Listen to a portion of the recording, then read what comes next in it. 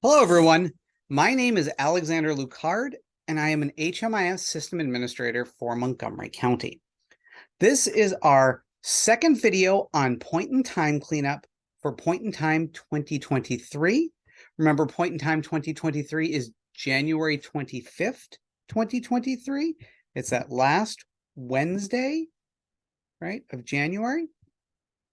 The first video covered what anyone with an HMIS account can do in order to clean up, looking at various clients, their records, where to do the cleanup, how to do the cleanup, and how to run the APR for a month span or so just to make sure everyone looks good and cleaned up. This video is going to be for agency administrators. This is going to show you the business objects reports you can run and a little tip to help stay ahead of things with the APR as well. So let's get right into it. We're going to go over here to reports. We're going to choose COC APR, and we're going to run a report. Now, normally here in Montgomery County, we have you run the APR a minimum of once a month, and you do something like 11/1/2022 to 11/30/2022, right? You do a month range, you do your cleanup, so you have all of your months done, ready to go, good to go, so that you don't have any data errors floating around. Well, I'm going to show you a little trick, right, to help you out for point-in-time cleanup. Run the APR for 01/25/2023 to 01/25/2023. Pick your entry exit type, which is going to be HUD or PATH, depending on your program type, and build the report. Now, you're probably saying, Alex, point in time is like a month away. Why are we doing a date range of 01/25 to 01/25 when it hasn't actually happened yet? What's the point of that? Well, what will happen is when you do a date range that is far into the future outside real time, what it's going to do is it's going to grab every single client that is currently open in your system, all your active clients without an exit date. So it's going to grab everyone who's currently active. This will be great. It'll let you see who's currently in your system. You can just keep cleaning it up week after week, and then you'll be ahead of point in time. You won't have any errors to worry about, except for some of those clients that straggle in on point in time, or those emergency shelter or street outreach clients that you're only going to see that night of point in time that you'd have to worry about anyway. So I've got one pre-prepared for us up here. Here's Nebel. And we can see 01/25 to 01/25. It grabs all 187 active clients that are currently in the program. And then you just look at the report normally to make sure that we get those errors cleaned up. You can see we have 3 people with unknown age. We got to get those cleaned up. 2 that are children or unknown head of households, right? Age because of that. So we definitely want to get that cleaned up. And then our normal other errors. Social security number, date of birth, race, veteran status, all the normal errors in 6 that you look for, right? We want to get each and every one of these cleaned up. We want to be as close to 0 as possible. That's the whole point of doing this, is to make sure we have no errors. Every field is filled in. Also very important, that relationship head of household can never, no matter what time of year it is, have any errors in it. Same with client location. This should always be 0. Right? We want to get this as close to 0 as possible. Same with those income errors, right? Would you rather do 4 now in a week, or would you rather do 20 or 30 the day after point in time when you have the sort of Damocles hanging over you and you have to get all this cleaned up and you just are going to feel pressured by that deadline? Trust me, this is much easier to do it week by week for point in time purposes, to get these little tiny bits cleaned up, than have a lot within 2 days to clean up before that first deadline. So trust me, do it this way. For rapid housing and permanent housing, please go down to 7A and 8A. Please look at your clients' house. Remember, this is an emergency shelter, so it's going to be 0 here. But if this was a permanent supportive housing program and 0 of your 187 clients were housed, that should give you a heart attack. That should give you palpitations. Why? Because you haven't done the move-in date for any of your clients. This is your number of clients that have a correctly filled in move-in date. We've done so many talks on housing move-in dates, so many videos. It is the most important field for your end user 3 programs. If your clients are formerly homeless clients, you must have that housing move-in date entered. You must have it in for your clients. Please watch those other videos. We're going to look at a housing move-in date report later in this, but it's vital that you get these in, because if you don't have the housing move-in date done correctly, they don't count as housed. We can't count them as housed in PIT, in LSA, in HIC, in the NOFO, or anything that gets you your funding. So it is vital. It is vital beyond words to get those in. Right? You guys know how to do the APR. Just wanted to show you that. And it's going to be pretty similar for when we run those SAP business object reports. Let's go take a look at the first of those now. We're going to go up here, connect to business objects. Now, 2 of the 3 reports that we're going to talk about in business objects usually show first and last name, right? The housing move-in date report and that data quality check report that we showed off earlier in December at our last agency administrators meeting. Because they have personally identifiable information, right, we can't normally show them on the YouTube page. So what we've done is we've done a redacted version for the purposes of this training that doesn't show that so that they can be up on our YouTube. So it's not going to show their full names. We're only going to see initials. So we're going to see Bob Smith. We would see first initial B, last initial S. And that's going to be true for our data quality report and our housing move-in date report because we need to be safe. We need to follow HIPAA regulations. We can't put a video up here with any live clients that actually shows who those clients are. So don't worry if you see just first initial here. It's for the purposes of this report on the live one that is not being shared in a public setting, right? Those will still have the names properly. But we have to be safe. We have to follow regulations. We have to follow HIPAA rules. So don't freak out if you don't see personally identifiable information in this. It's because we are following regulations. We're doing things right. All right. So let's do that data completion report first. We're going to go to folders. We're going to go to public folders. We're going to go to Montgomery Live folder. Then we're going to click Art Gallery Report and Resources. Remember, it's all up here too. Art Gallery Reports. Look at this labyrinth, right? This is why we favorite things. This is why once we finally get the report we want, we click on the 3 dots and we click favorite. I've already got it favored. Otherwise, I'll end up removing it. But you want to click the 3 dots and choose favored. And that way it will always show up on your home page. We're going to click Data Completion Report. And we're going to go look at a bunch of stuff. All right. We're going to choose our provider. Let's grab a bunch of RRH IND programs.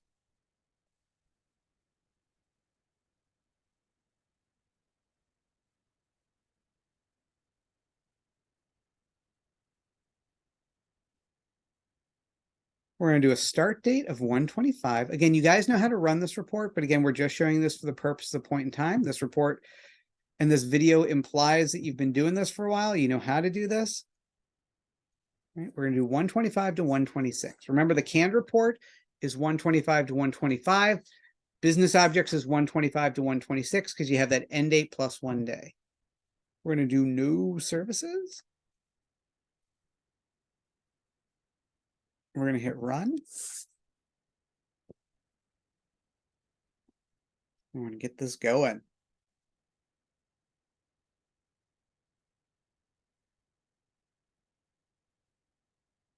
All right, we've got our data completion report. If we take a look at that. Out of all the programs I chose, you guys are at a 99.91% data completion. That's like a 0.09, not even a 1% error rate, which says to me that these programs are pretty ready for point in time. Really glad to see that, right? 100, 100, 100, 100.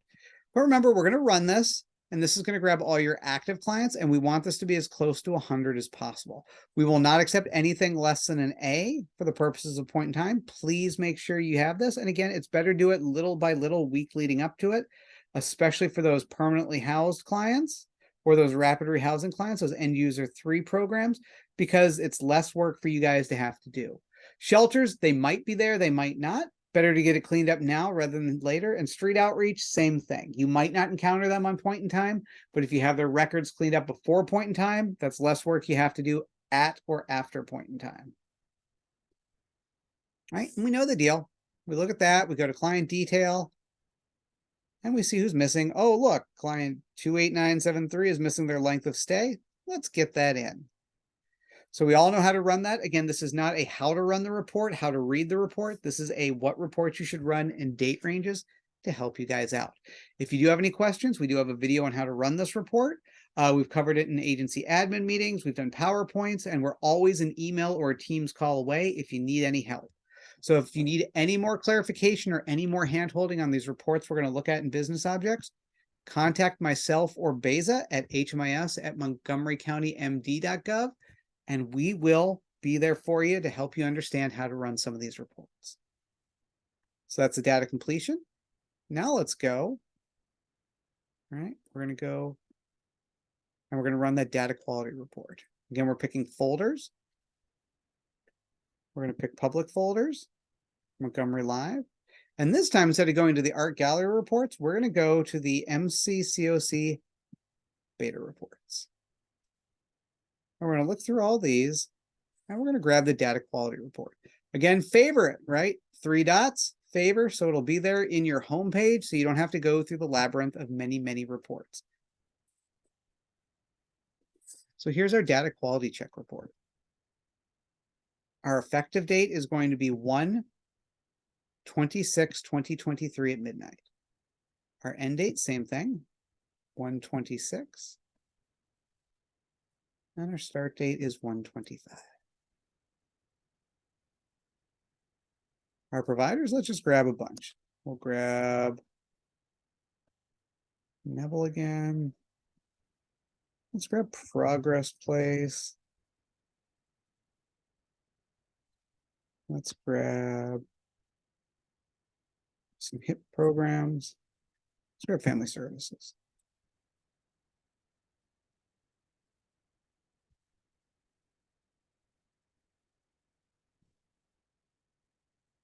We'll grab HIP. We'll just grab a couple here.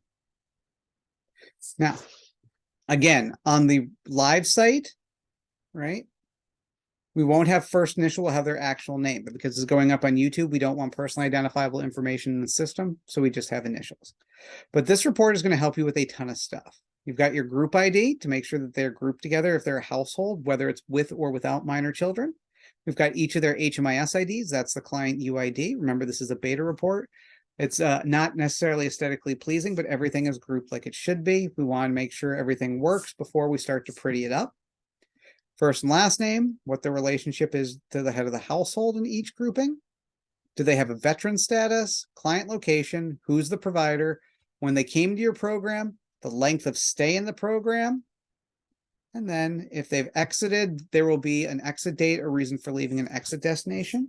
Because these are all currently active clients with the date range we are choosing, these are all going to say clients still in program. Otherwise, these fields would be filled in.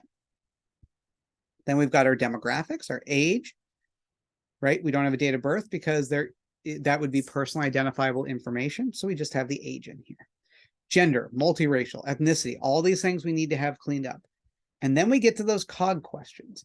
These are those point in time questions that appear on the client interim only that we always ask just a point in time. So a lot of people are going to have null values. If it's missing, you're going to see a big null value, which means, hey, this is null, get it in and fix it. Put something in.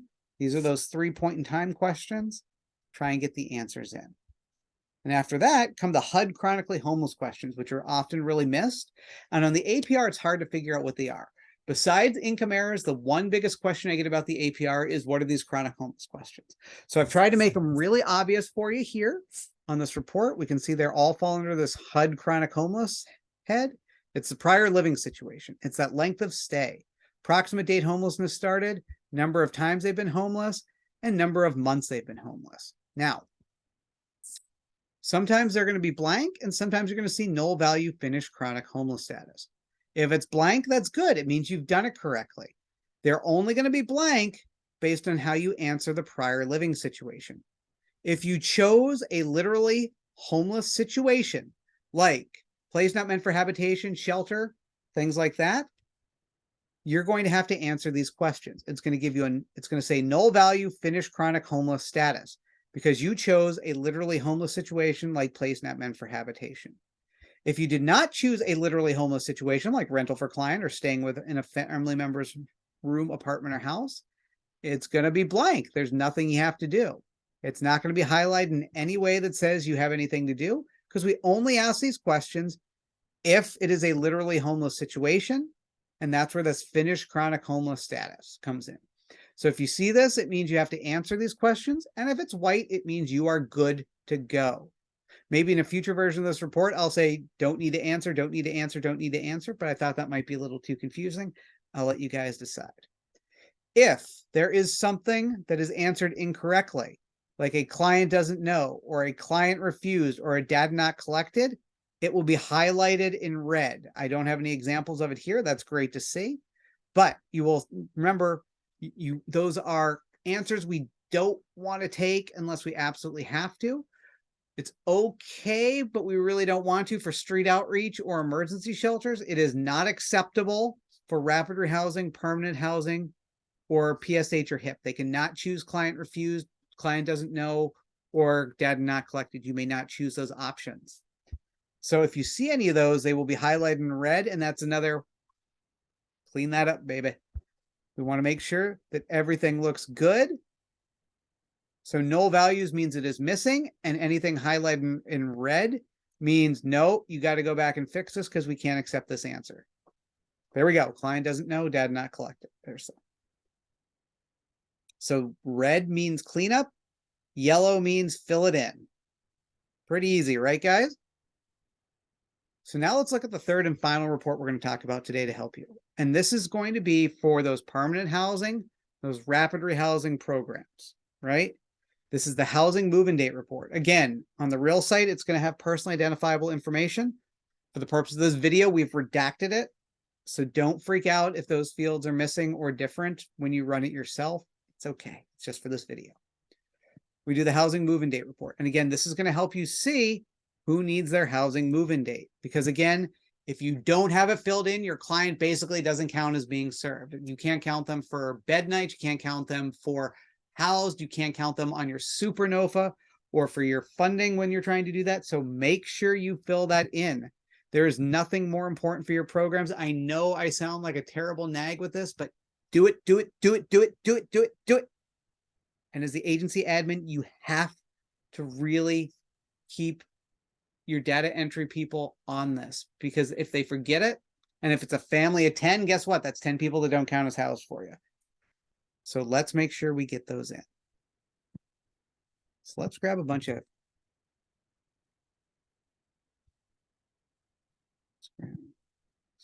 programs.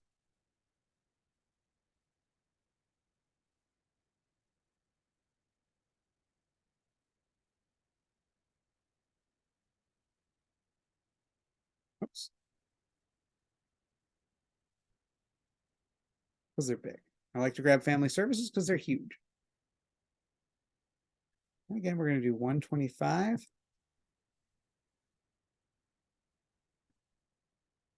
126.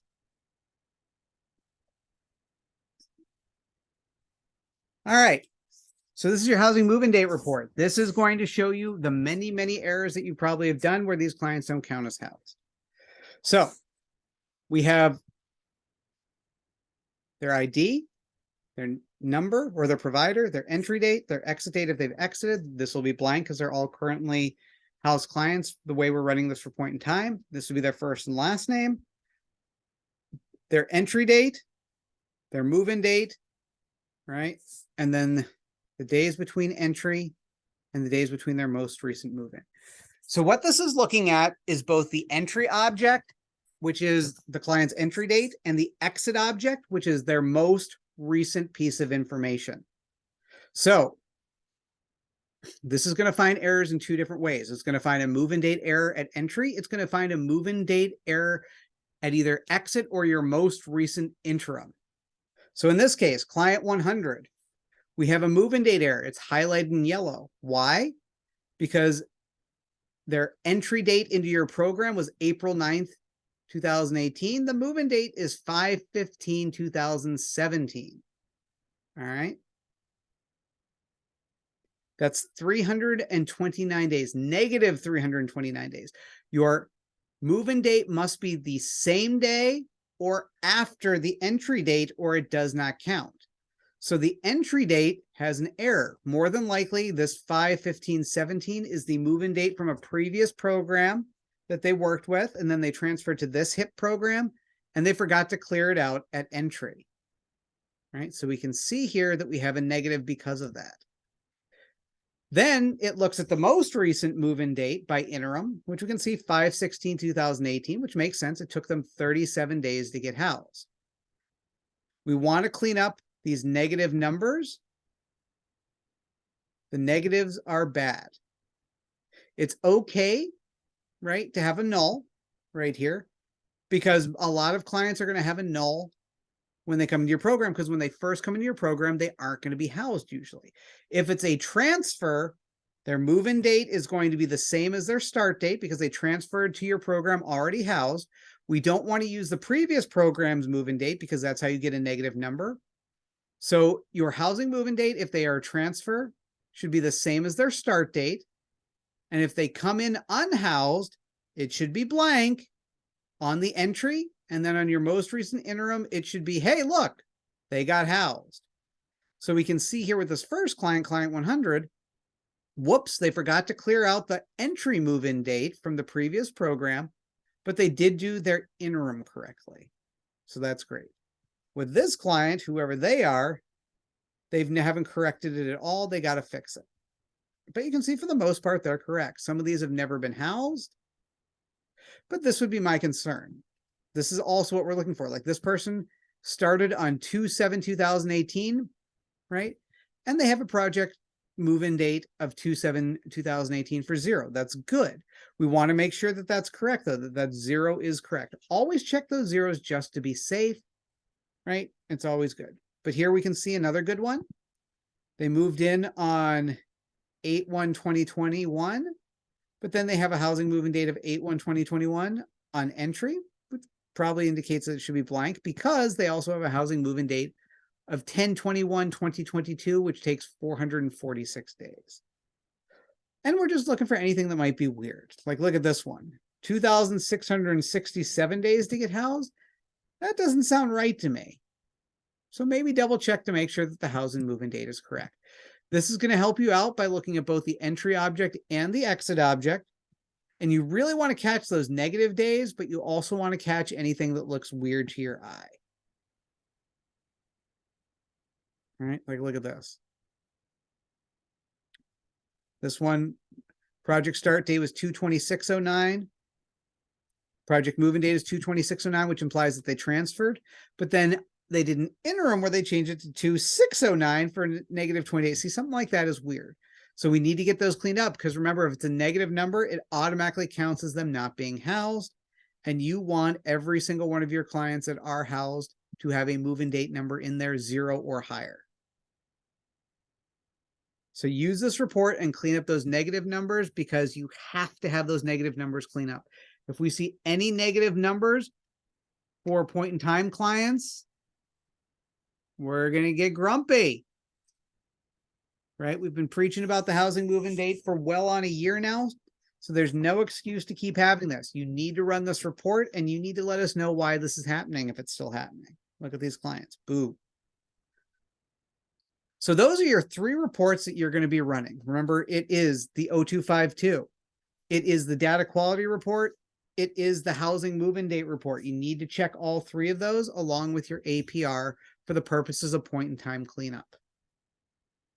That's all that we've got for you today, gang. Remember that we want you to do this. It's best to do it weekly going into point in time. Check it every week because that way you're going to be nice and cleaned up, ready to go for point in time. And then the only clients you'll have to worry about are clients that actually come in on 126. Unfortunately, outreach is going to have the worst of it because you're going to get a lot of new clients probably, or people that are referring to themselves as John Does. There might be some new clients coming in on point in time for emergency shelter, but it's going to be a very small amount compared to the other clients. And it's going to be almost no one, if anyone, for those rapid housing and permanent supportive housing clients. Concentrate on that move-in date. I know, I'm an egg. So that's what we want to do. And then that's what we've got for you. If you keep doing this, you're going to be good to go, right? So please start with your point in time. We want to make sure everything is cleaned up. Let's look at those dates, right? Let's go into slideshow mode for you. Remember, January 25th is point in time. January 26th and 27th, you're going to be making corrections. If you really want to work on the 28th and 29th, which is a weekend, we're not going to say no, but I'd rather have you have a nice work-life balance instead. On January 30th, we're going to run these reports and we're going to email saying, hey, you have corrections to make for all of those programs. If you are done, if you're good to go by the 30th when we do this, you're going to be a tier 0 program. You're going to be the highest rank because you don't have any work to do before we even do the first cleanup. Awesome.